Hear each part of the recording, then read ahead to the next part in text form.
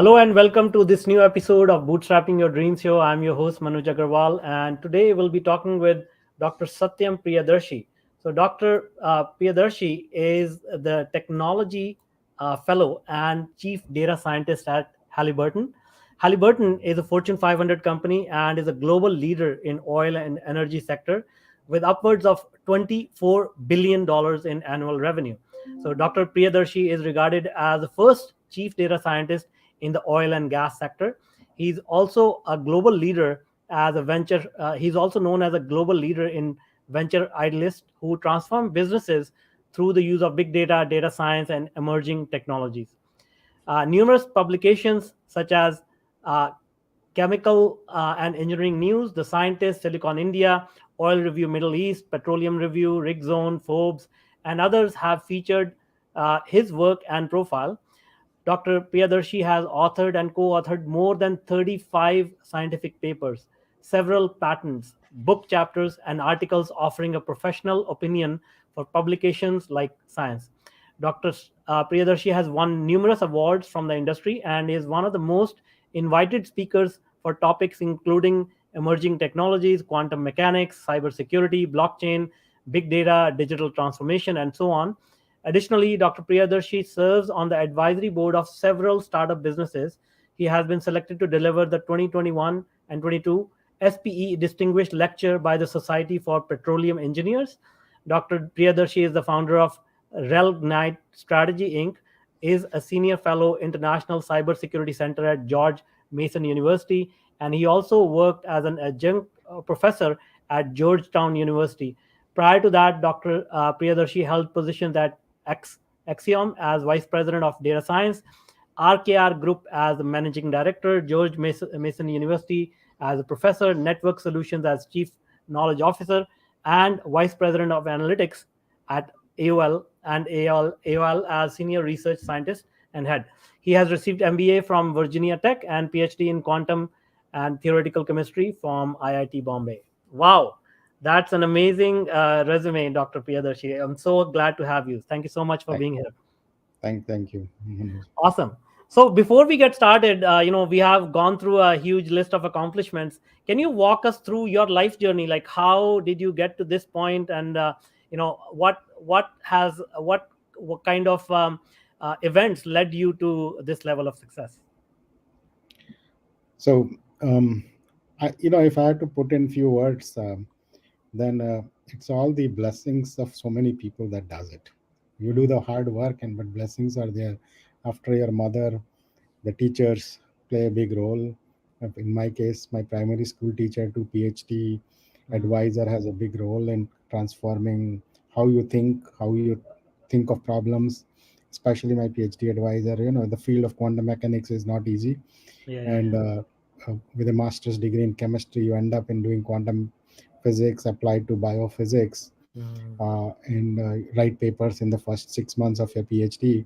That changes the way you think, and Mhm. then of course career is actually a contribution of a lot of people, right? You meet so many people both in academics and industry, but the philosophical aspect comes from your culture and faith, so to say. And for me, my mother has trained us to listen to Hanuman Chalisa, Mhm. uh, right? And if most people sing it, but if you actually understand it, then Uh-huh. you will know that anything is possible.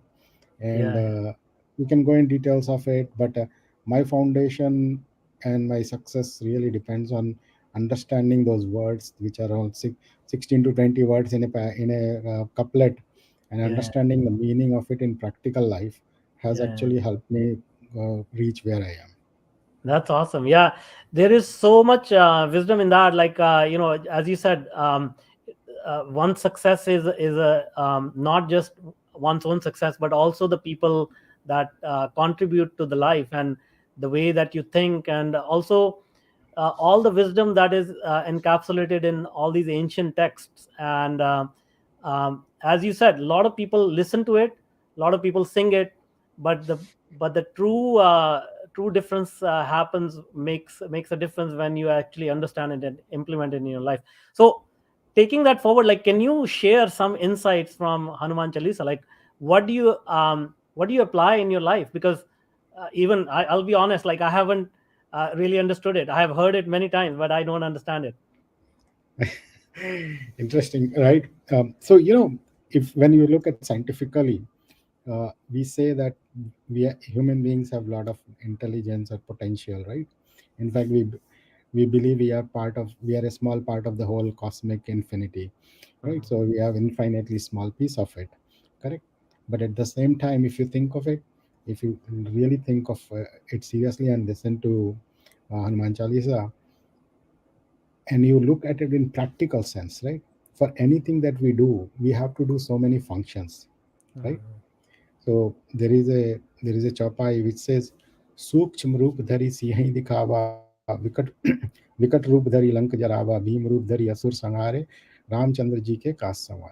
Now think of Mhm. it. Ram may be your boss or your goal.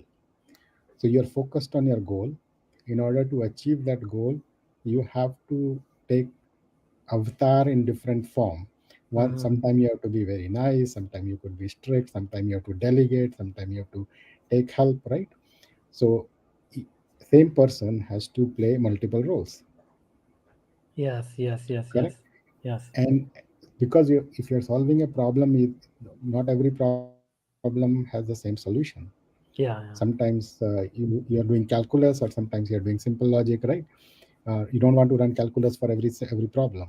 yeah, yeah, yeah, So practical life is like that. So in business world, you are dealing with your co-workers, you're dealing with your boss, you're dealing with your subordinates. yeah. uh, Mhm. how do you manage them? Some bosses might be strict, some might be jovial. You can't be treating everybody equal. Yeah, You yeah. have to treat them with respect and work with them. So that means Mhm. you as one person has to play. You have to adapt and take this avatar of dealing with the person opposite to you. Yeah, yeah, yeah. That's So very that chop, interesting. so that chopai alone, if somebody can understand and implement, you don't need anything else. No, that is very interesting. So it's almost like, you know, as we say, treat other people like they want to be treated, or that's the golden rule, and it sort of points to that direction, and then also focused on goals and sort of trying different things, Yeah, trying different solutions for similar problems. So that's great. Thank you so much for sharing that. I'm gonna have to go deeper into this and learn about it. Now, the next question is, like, you have, you have a you have a combination of a lot of uh, educational background, academic background, and also success in the business world, especially in a competitive industry like oil and gas. So can you help us understand the importance of education, and how does that help you in your career? Like, is because I hear a lot of debate these days among young people that university education is not worth it anymore, and you can succeed without that, and a lot of people give a lot of examples of highly successful people who did not get any education. So what are your views about it? you see, I would not go that far that university education is not needed and everybody can succeed without it. If Mhm. that was the case, then we should have lot more unicorns. Mhm. Yes, Correct. yes, That yes, the yes. dropout rate is not one or two people. Yeah, of course, of course. Dropout rate is in few percentages. Yeah, yeah, yeah. 20, But thirty we percent don't, I think. Yeah. right? But we don't see that many CEOs or successful people. We have Mhm. outliers, complete Mhm. outliers, right? Mhm. But if you look at the number of successful people who have educated, they are a lot more. Yeah, yeah, So absolutely. one has to be very careful how you interpret that data. Yeah, yeah, yeah. Uh, yeah, yes, there is a challenge with the evolution of technology and its implementation. Uh, have the universities kept up with that kind of training? That is the question. And Mhm. and many universities are now changing their ways. Right. For example, like let's say take simple example, computer science. If you still teach Fortran and Pascal, how many kids want to learn it? Mhm. Everybody wants to learn Python, for example, Yeah, right? yeah, yeah. But if professors are not teaching, then they will go outside and learn, and they will be better successful programmer because that's where the jobs are. Yeah, Correct. absolutely, absolutely. So I think so. But in general, education or knowledge is the only thing that does not decay. Yeah, that's It true. can only, it can only grow. Yeah, yeah. And we all come, at least we all come from India. India has been a source of knowledge for decades, thousands of years. Yes, Nothing absolutely. nothing has died. Yeah, yeah, yeah. And we all know that knowledge only grows by sharing. and Yeah, and when you share, that means you learn more. You learn more means you grow more, yeah, yeah. right? Absolutely. That's like, yeah, like in stock market they say, right, that you diversify your portfolio. yeah, yeah, Correct. yeah. It's the same thing. You diversify your knowledge because then you can integrate what you learn Absolutely. from psychology, or what you learn from physics, what you learn from medical side. You can actually synthesize a better person Yeah, if yeah, you learn from them. So yeah, education has no bounds, but at the same time, university provides you the footing to understand different areas. It is not the absolutely. degree that you get. That degree enables you to understand other things. Yeah, If you want to have an open mind. If you say I just learned chemistry, I don't want to even read chemical engineering, then we have a problem. yes, yes, yes. Of course, of course. And you, you beautifully used your data scientist hat to prove that, because, as you said, like there are not a lot of dropouts doing really well. So that's great. Thank you for sharing that. Now let's turn the discussion towards data, because it has been impacting the world for a long time. What And you have a unique advantage that you work with such a large corporation and such large amounts of data and variety of data. What kind of future do you see in how is data impacting our lives, and how is it going to what will the future hold as we consume, produce, analyze, and share more data with each other? Yeah. So if you look at history, right, data has been always playing a role. Where even even if you study articles from 1800, statistical analysis, it was all data.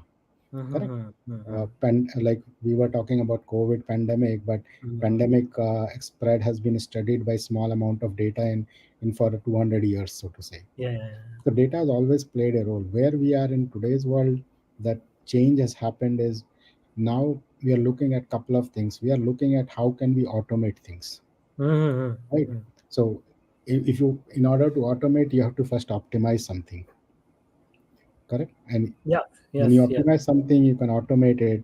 And once you have automated, then you want to innovate a new solution, Yeah, yeah, yeah. correct? So data will allow you to actually help create new innovative solutions for, and also give you wider exposure to things that are yet to be tapped.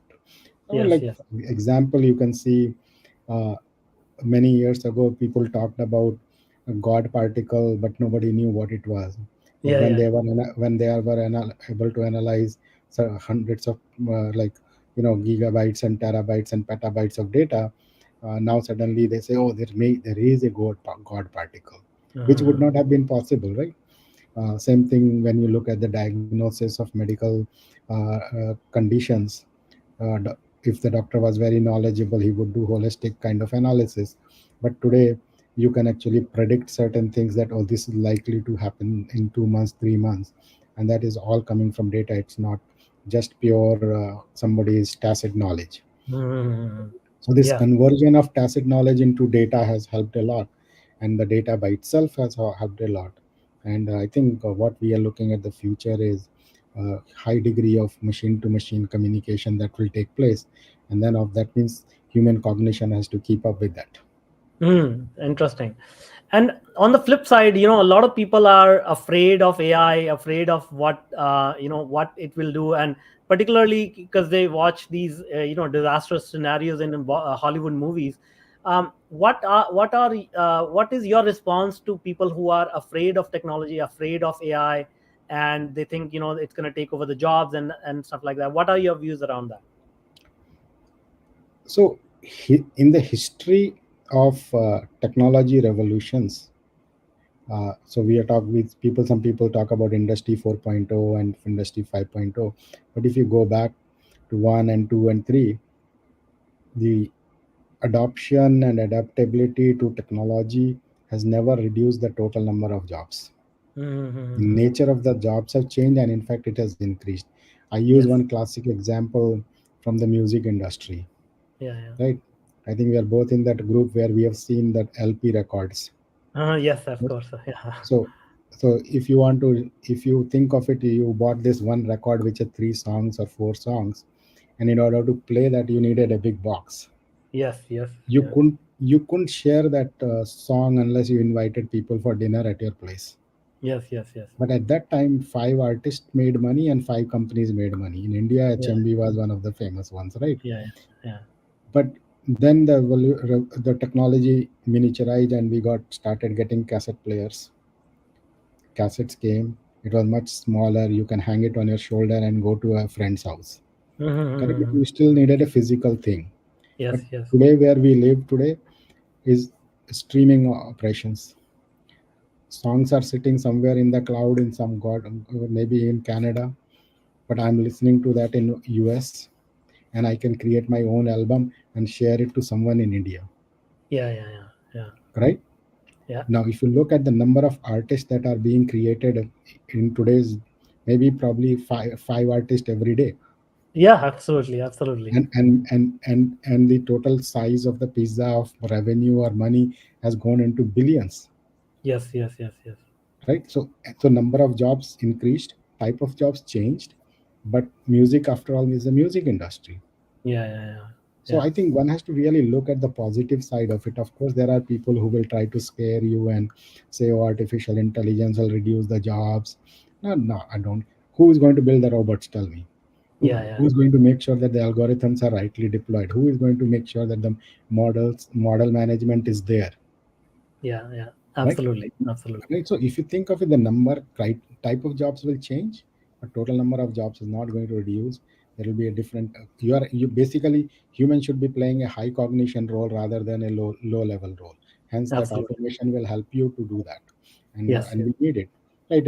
If think the conversations we are having about hyperloop and going to moon and all, um, robots are not going to build satellite tomorrow, Yeah, I think, right? yeah, exactly. I don't think AI is ambitious. I don't think there is any algorithm for ambition and looking for problems like humans do. Like we are explorers, we are always looking for new ways of making life easy or just evolving it. And then and AI is not one thing, right? It's not a box. Yeah, yeah, It is exactly. just it is like our intelligence, right? Sometimes some people are intelligent in music, some people are intelligent in photography, some people are intelligent in the writing, right? In fact, in one of my talks, I actually use a picture of a um, Balgadi, right? The Mm-hmm. bullock cart. There is a video on the internet you can find. This bull actually comes and mounts the cart on itself and I walks. see. There is no driver. Uh-huh. So I say, has the algorithms reached that point in in transportation yet? Mm. Right. So we Yeah. have to reach to this animal cognition, then we can talk about human cognition. Yeah, absolutely, absolutely, absolutely. That's a great example. Now, related to this is, since you are a chief data science officer at chief data scientist at Halliburton, you must run into other leaders in other corporations. Uh, when I talk to a lot of leaders in corporations, my sense is that still the data literacy, the understanding of what data can do for organizations is still not there yet. Like, the upper management is still, it for them it's still a mystery. What are your views around that? Like, do you think a lot of our decision makers, leaders, they understand the power of data, they are doing enough to harness the power of data? No, so the great question. Actually, being a data person, I actually collect data about it. So Uh-huh. when I meet various organizations and group of people, I usually do a survey and Uh-huh. ask them on what is the maturity in terms of data, digital things, and I literally ask these questions in a paper pencil format. I So see. it's not about the survey. It is like, okay, what is the definition of analytics? Uh-huh. I right? see. What is I see. predictive analytics? We talk these people talk about these words, Yeah, yeah, but yeah. what do they understand? Like, what is digital, Yeah, yeah, or yeah. what is big data? What is, right? And Uh-huh. when you combine that, I have a beautiful slide. I call it digital minefield. And if Mm-hmm. I was a professor, then most people would have failed it. I see. Right. So Uh-huh. so yes, certainly there is a gap, and there are good reasons for it. What I my experience has been, not this industry but even before, is that people are kind of scared because data always tells the truth. Mm. That's true. That's true. So whatever it is if the data is not modified by human beings, then it will tell the truth of an operation, its Uh-huh. performance. And many of these people have been sitting on that inefficiency for a long time, so they don't want to really that to be exposed. Hence Yeah, they yeah, don't want to do. One of the best, sometimes we say, oh, let's do this, and I will get an answer, oh, we don't have good quality data. yeah, yeah, yeah. My question to such people is that if you don't have good quality data, then why are you wasting money in storing and hiring a sysadmin and having a database license on a Yeah, yeah, bad data? yeah, yeah, yeah, You yeah. are actually doing capital waste for the company. Mm-hmm. So at least Yeah. look at the data, and for the future, at least improve the data. Yes, absolutely, absolutely. Right. So there is a sense of cultural blockade in terms of looking at it, and hence they Mm. will they will try to say, oh, let's not do this. But Yes, yes. as we all know, we can look at the retail industry, what happened to it. People are closing stores crazily because they never looked at the data properly, Yeah, yeah, yeah, yeah, because the leaders didn't have a vision. yeah, yeah, yeah. Yeah, that's the thing that I struggle with, like how to educate people about the power of data, because they see it everywhere, but they don't realize the power that is being unleashed by the companies who understand data. Just like you mentioned, Amazon is all about data. It's a data company. And Facebook, all these platforms, they are data companies. And how do you educate other executives, other leaders, about the use of data and how it can transform the world? Yeah, on that, we have been especially in this industry. When I started a couple of years back, 2014, 15, there were people who would say that I'm in the wrong industry. Mm, mm, mm. But by 2016, we built this whole center of excellence. And over the last that 4 5 years, we have trained over 1,000 people worldwide, I see. and including executives. And in fact, I conduct a very special executive session for one of the big companies in the Middle East region. Only executives for a 4 hour session on the value of data driven innovation and Mhm. digital transformation. uh, I, the lecture that I gave on SPE was part of it, kind of. And so I know that it can be done, and it is being done. And executives have open mind. And of course, it takes time. It's not overnight thing. Yeah, And so yeah, we've yeah, been yeah. in this journey for 2 years. And the other one is, since I'm also currently adjunct faculty at a couple of other universities. Uh, that's where I have changed some model of how to do this data-driven education. And as a result, those young kids who come out of college now, their thought process is different. Yeah, yeah. That's great. That's great. Yeah, and as you said, like the big question is about the trust factor as well, and also our own insecurities and biases that are shown by the data. So I think that is another hurdle to overcome. But it's great that you're involved in these efforts to educate other leaders as well. Um, Now, coming back to your career, what are some of the important lessons you may have learned that you can share? Maybe we all make mistakes as we start to grow massively. So what are some of those mistakes or lessons that you can share with us, which can be insightful for others? Chanakya in 326 said, Mhm. life is too short to do all the mistakes, Yes, yes, yes. right? So let's learn from other people's mistake. Exactly, Right. exactly. um, and also he also says that the knowledge is the key to success, right? Mhm, So mhm. one of the things is to remember, like, if you have done a mistake, don't do the same mistake twice. That is the Yes. biggest thing, Yeah, yeah, right? yeah. Uh, and then feel free to read. The more you read, you can read, people have written their challenges, saying, oh, this may be a challenge, why try that, Yeah, right? yeah, yeah. Yeah, yeah. And so you can figure out a better way of doing certain things. Yeah, yeah, yeah. uh, so if you don't read books and you don't read articles, and you don't, look, okay, as an introvert you may not talk to too many people, but at least you can read. Yes, So yes. that way you can avoid all the mistakes of other people, and that's what I did. Once I decided that I want to get quit academics and be in the corporate world, and in first 6 months of joining AOL, I realized that in corporate world there is a hierarchy of things, of people, right? Mm-hmm. And then I read some book saying, oh, if you want to be a CEO or something, or a CTO, then you have to be of this age, so you can become this in 20 years or whatever, right? Yeah, That yeah, time yeah. the startup boom was not that there at that time. So and then I calculated, oh my god, I don't have enough years, so I want to be in 10 years in the C suite. Correct. Now Yeah, yeah, yeah. nobody knows how in my family how to go to that. None of my Mm-hmm. friends all are scientists, so I went and read all the books that I could read in the Ruston library. Mm-hmm. Right. And then I said, okay, my big path. I said 10 years I will be there. And when I joined Network Solutions, reporting to the CEO chairman, that was 9.5 years into my journey. Mm-hmm. Right. So I think what most people think is, one is, don't follow somebody else's career, Mm. That's a very big one for sure. because all of us are different, Yes, yes, yes. right? And we have all different skill sets.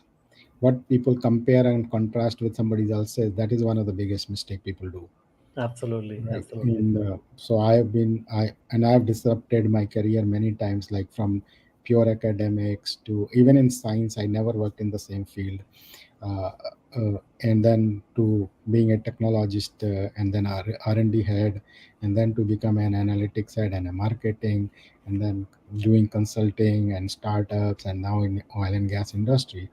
Yeah, It's yeah, all over the map, but that's one way to do it. yeah, uh, yeah, Sometimes things fall in place. Sometimes you have to really say, what I really want to achieve, and work on it and learn new things. I have to learn a lot in this industry, geophysics, geology, whatnot, right? So, the main thing is, don't waste your time. yeah. Read more. Don't do the mistakes others have done, and don't repeat the same mistake again. Those are very insightful. Thank you so much for sharing that. Now, as you said, like going from one career to another, one field to another, is scary for a lot of people. But you have been able to do it successfully, and many other guests, including on this show, they say the same thing. They follow a path of trying out different things, and then I've done the same thing. Going from technology to business and podcasting and whatnot. Along the way, you, as you said, you have to learn a lot of things, but you have to ask for help as well. So can you tell us a little bit about what kind of people you met, mentors or coaches who provided you the help, what kind of impact they had on your life? That's a great question. To be very frank, I've been very lucky. I I never I've never asked for a job in my life. Uh-huh, I see. I've been always All my jobs have come through. Okay. Uh, like one day I was sitting and I got a call from an executive recruiter. A oil and gas industry wants you. Same thing Mm-hmm. happened when he joined. What do you call, Axiom Corporation. I just come back from India, and I got a call from someone. He's saying, "Oh, do you want to get into this consulting?" I said, "Sure, why not?" Say, Mm-hmm. right. So that way, but maybe somebody may not have done direct mentoring, so to say, I but see. you always have some indirect mentors, Yeah, yeah, right? of course. Which you may not call mentors in traditional sense, Yeah, but yeah. like for example, as I said, my PhD advisor, right? He wired me to think and do multiple problems at the same time, hard problems that too, right? uh, Encourage that to write a paper in the two fields, so you'd start thinking differently. uh, Mm-hmm. my mother has been very influential in my career. for all from the childhood, right? My parents have put my father has been very instrumental in making sure that whatever you do is with honesty, correct? Hmm. Then you see like some of the colleagues that you work with, like my first manager at AOL, a great person. He left me alone to do whatever I wanted. Hmm. Who does that in the corporate world? Yeah, yeah, And exactly. today when I run organizations, I give freedom to all the people who work for me. Think, okay, work has to be done, but at the Yes. same time, no need to micromanage. Yeah, absolutely, So absolutely. there are some indirect mentorship that happens in the process. If you are, as you tune into the frequency, as we call it, Yeah, uh, yeah, it doesn't have to be a formal thing. yeah, yeah, And then one other thing is like if you mentor other people, that is also in kind some sense gain for you, because you are interacting with different type of people whom you are trying to grow their career. So you will see how could you have done differently. yeah, yeah, absolutely. Yeah, as you said, like if you're surrounded by good people and you take notice and you learn about their good habits, or whether that's a formal mentor mentee relationship or not, you can pick up a lot of those good habits, and they help you along the way. Awesome. So that's great. Thank you so much for this insightful discussion and sharing your thoughts with us. Now, before I let you go, if people want to connect with you, what is the best way to reach to you? For me, the best way is LinkedIn. So just search by my last name or the full name. I think I'm the only one with that name. Uh-huh. If you spell it right, because if you put I at the end of my name, then you will find more. But Yeah, with yeah, my with Y at the end, there is only one. yeah. Uh, Now I'm we'll happy. put the link to the LinkedIn profile in the show notes. Yeah, so that's the best way actually. Thank you so much. Thank you. Thanks, thanks so Thank you. much.